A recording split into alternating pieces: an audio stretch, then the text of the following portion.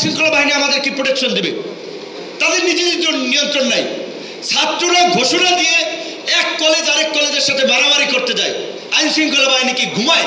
এখন কিসের দাবি দেওয়া? আমরা বলছি যে এটা আমাদের সরকার, তারেক রহমান বলছে এটা এই আমাদের সকলের সরকার, এই সরকারকে ব্যর্থ হতে দেওয়া যাবে না।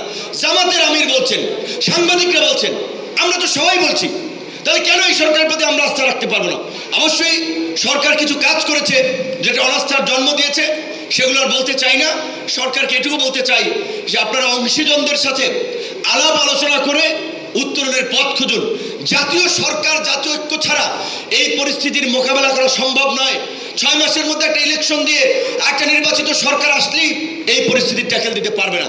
ডক্টর মোহাম্মদ ইউনূসের যে ইমেজ এবং কানেক্টিভিটি যে নেটওয়ার্ক, সেইটাকে কাজে লাগিয়ে যদি আমরা এই পরিস্থিতি ওভারকাম করতে না পারি, নির্বাচিত সরকার আসলেই এই পরিস্থিতির মোকাবেলা করতে পারবে না। কিন্তু আমরা জানি না আসলে তার সরকার কি করছে এবং কি করতে চায়, কারণ রাজনৈতিক দলগুলোর সাথে সেই ধরনের দৃশ্যমান কোনো আলাপ আলোচনা, অগ্রগতি, পরামর্শ, মত বিনিময় আমি দেখতে পাচ্ছি না। আরেকটি কথা আজকে বলতে চাই, কাঞ্চন ভাইকে 22শে ডিসেম্বর যে এই 22শে নভেম্বর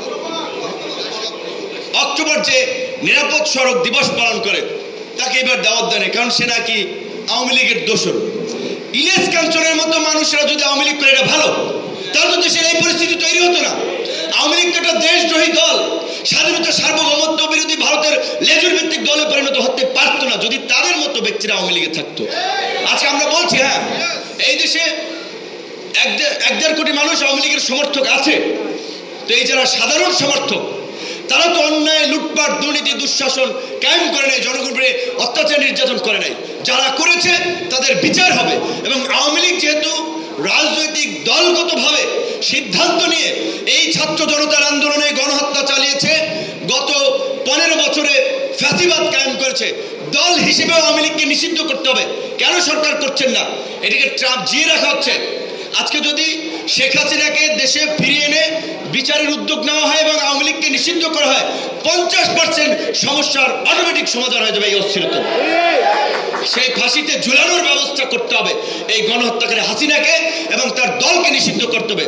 আর এই যাকে তাকে ফ্যাসিবাদের দোসর, আওয়ামী লীগের দোসর, এই সমস্ত তকমা দিয়ে এত মানুষকে হস্টাইল করা যাবে না। মনে রাখতে হবে, আজকে প্রশাসনের যদি ঢালাওভাবে ওসি, ইউনো, ডিসি, এসপি সবাইকে যদি আপনি আপনার ফ্যাসিবাদের দোসর বানিয়ে দেন, আপনি দেশ চালাবেন কাদেরকে দিয়ে?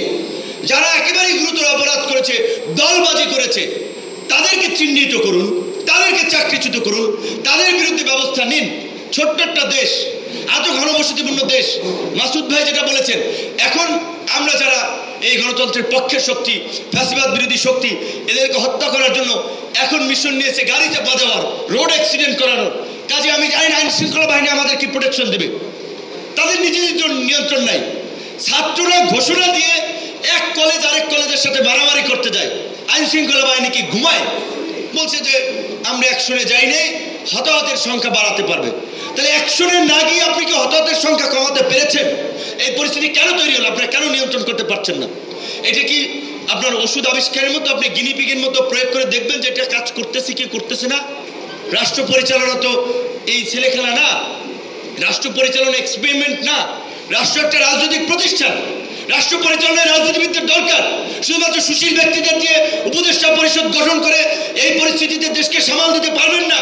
ইউনূস স্যার সহ সরকারের দায়িত্বশীল ব্যক্তিদেরকে অনুরোধ করব, অনতিবিলম্বে সমস্ত ক্রিয়াশীল রাজনৈতিক দলকে নিয়ে জাতীয় রাজনৈতিক কাউন্সিল গঠন করুন।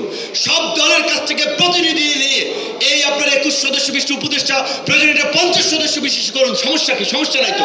কিন্তু দেশকে বাঁচান, দেশকে আরেকটা সংকটের দিকে ফেলে দিয়েন না। কিন্তু আপনারা যেদিকে যাচ্ছেন, যেভাবে যাচ্ছেন, তাতে দেশে আরেকটা বিপর্যয় তৈরি হবে। এই বিপর্যয় তৈরি হলে আমরা সামাল দিতে পারবো না।